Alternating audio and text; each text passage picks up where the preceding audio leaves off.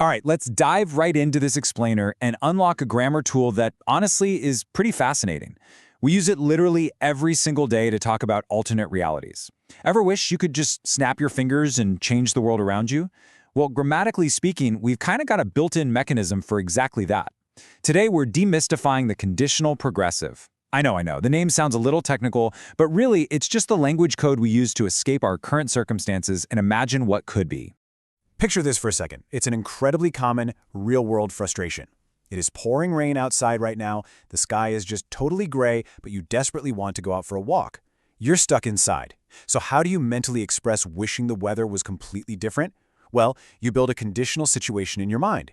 You literally construct a parallel universe where the sun is shining, and your actions reflect that, way better weather.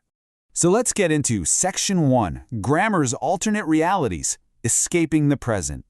To see how we actually shift from concrete facts to conditional statements to kind of escape our circumstances, take a look at this really common example. I always pay my bills. If I hadn't, I'd get in a lot of trouble. Notice what's going on here. The real situation, the actual reality, is responsible behavior. The person always pays their bills. But we immediately construct this dramatic alternate reality of not paying them, specifically to highlight the negative consequences we successfully avoided. We're using grammar to imagine a reality we absolutely do not want, just to emphasize how glad we are about our actual real choices. So what's the actual machinery behind this? We're talking about progressive verb forms in conditional sentences. Simply put, this just means using those progressive ing verb forms inside our if statements to describe ongoing imagined situations. The absolutely crucial point here is that even in imaginary, conditional scenarios, if the action is meant to be ongoing, we still use progressive verbs. The standard grammar rules for progression? They don't just vanish because the situation is fake. Moving right along to Section 2, Present Actions, Imagined Outcomes, the right now. Let's look at how this builds in the present tense. First, we have the stark reality. It is raining right now, so I will not go for a walk. Since it's happening right this second, we use the present progressive, is raining. But watch this mechanical shift in the conditional statement. If it were not raining right now, I would go for a walk. Because we are imagining a fake present, the real is raining morphs into the conditional were not raining.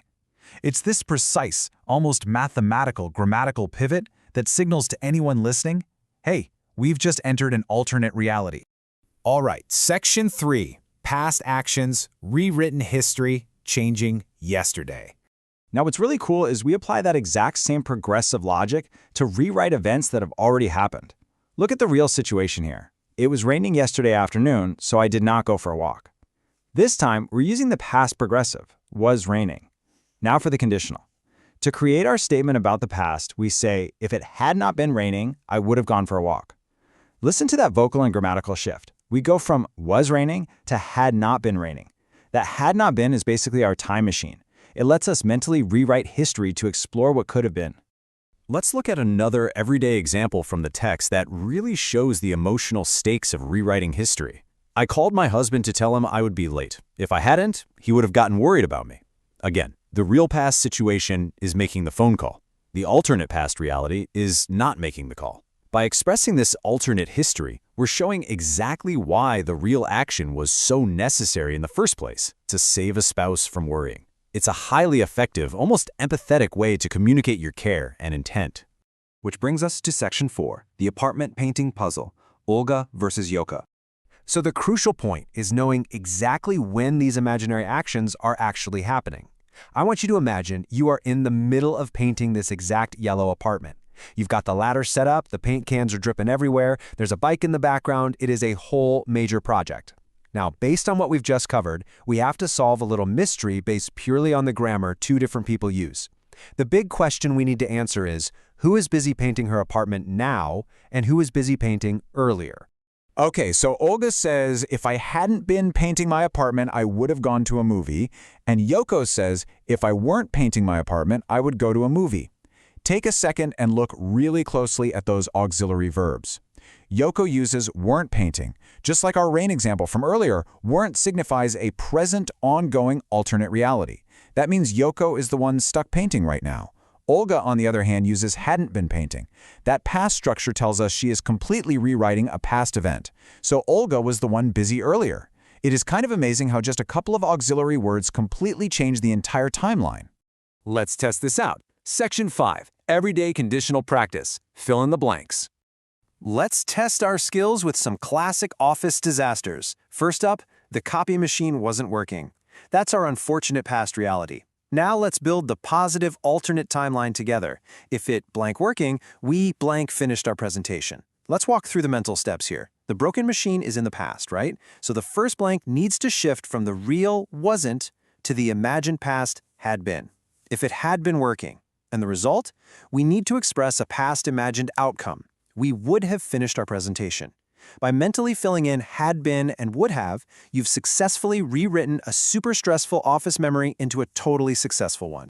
Let's reverse the scenario with another classic headache: broken elevators. The real past situation, the elevators weren't working. Now look at our conditional sentence. If they blank working, I blank walked up to the top floor. Again, it's past tense, so the first blank is exactly the same. If they had been working. But what about that second blank? In the real, miserable world, you did walk all the way up to the top floor. In our magical alternate reality where the elevators worked perfectly, you want to save yourself that terrible climb, so you need a negative result. You insert wouldn't have. If they had been working, I wouldn't have walked up to the top floor. You just mentally saved yourself a whole lot of sweat. It's honestly incredible how a simple shift in auxiliary verbs lets us literally bend time and reality, allowing us to process our daily lives, avoid trouble, and express our wishes. So I want to leave you with a final challenge. Look around you right now. Take in your immediate surroundings.